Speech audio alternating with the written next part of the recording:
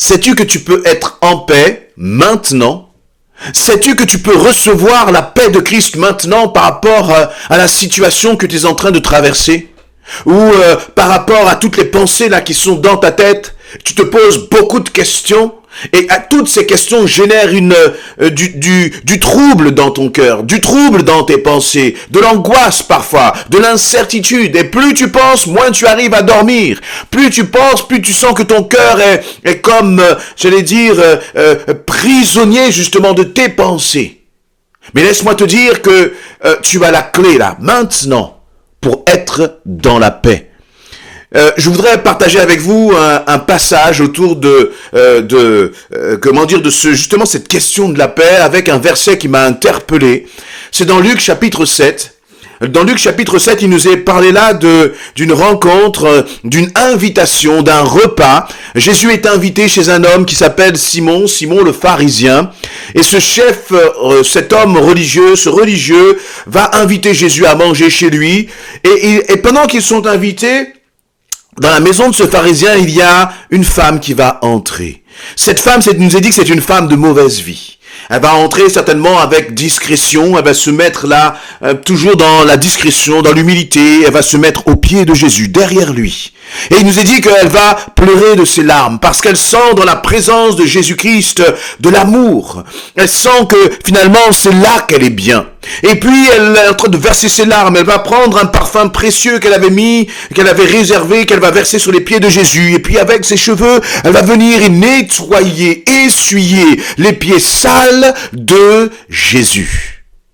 Et il y a une discussion parce que le pharisien, Simon va dire mais qu'est-ce que cette femme fait là d'une certaine façon. Et Jésus va interpeller le cœur de Simon et va dire mais cette femme elle a bien fait parce qu'elle s'est humiliée, elle est venue à mes pieds et puis elle a eu une attitude respectueuse à mon égard. Et donc dans Luc 7 verset 48, nous arrivons là au moment où Jésus va parler à cette femme et va lui dire tes péchés te sont pardonnés. Les autres invités se dirent en eux-mêmes, mais qui est donc cet homme qui ose pardonner les péchés? Mais Jésus dit à la femme, parce que tu as cru en moi, tu es sauvé, va en paix.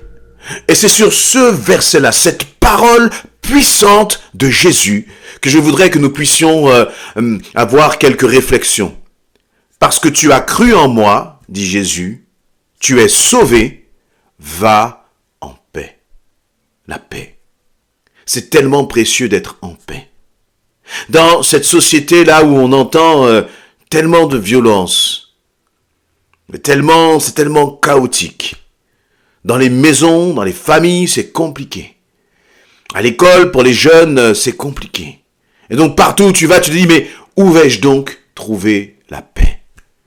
La réalité, c'est que la paix, elle est déjà là.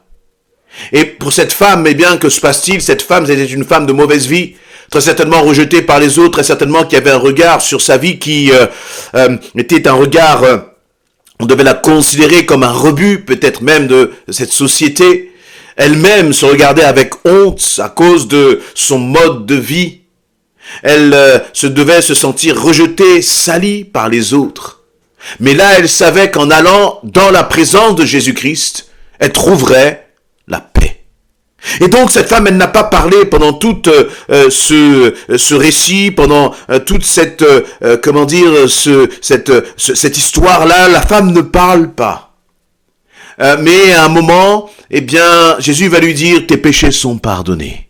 La seule chose, c'est qu'elle était touchée par l'amour de Jésus-Christ. Elle était touchée par sa grâce. Mais il a fallu en même temps beaucoup de foi pour cette femme. Pourquoi?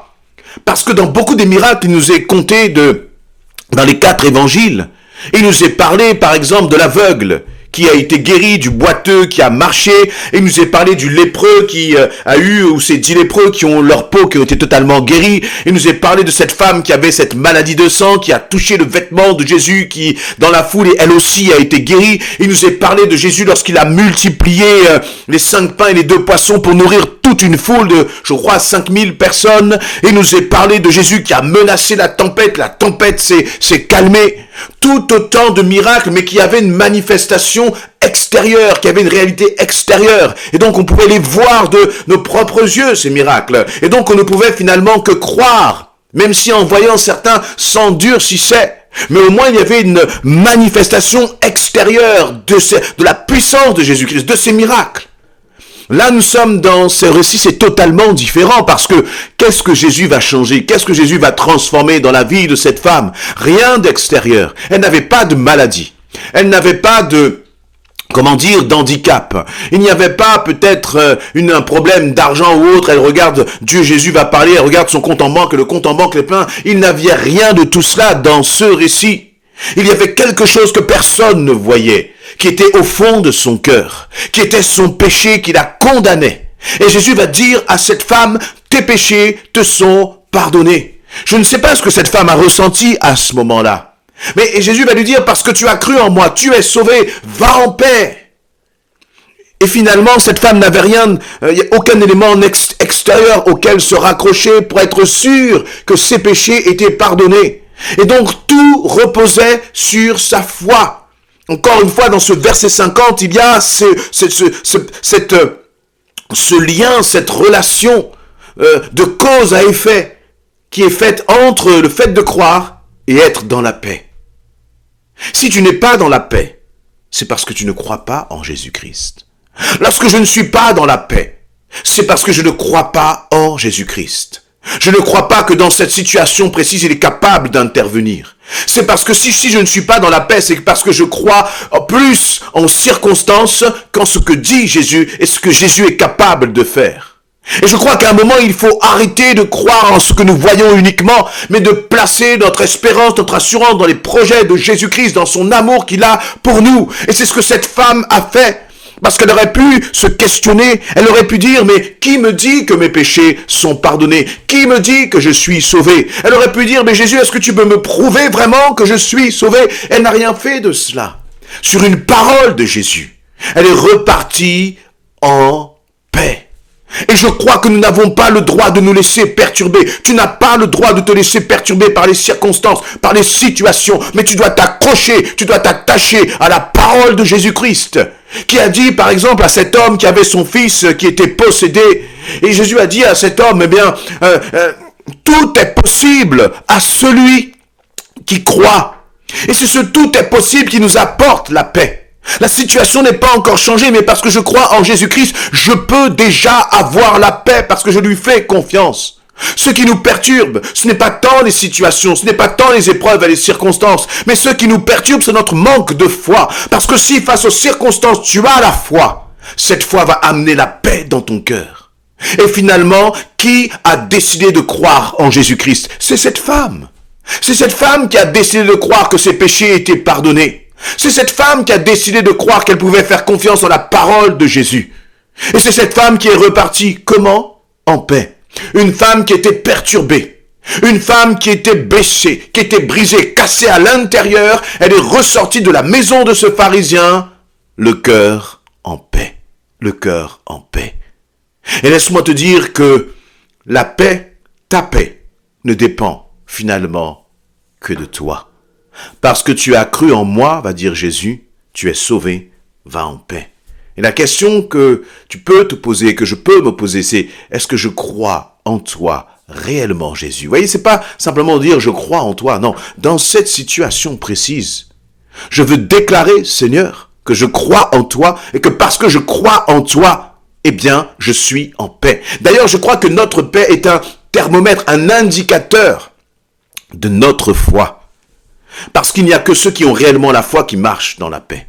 Quelqu'un qui marche tout le temps dans la peur, dans l'angoisse, dans la crainte, la réalité, c'est qu'il n'a pas la foi. Tu peux avoir la foi dans beaucoup de domaines, mais il y a certains domaines où nous pouvons être plus fragiles dans notre foi.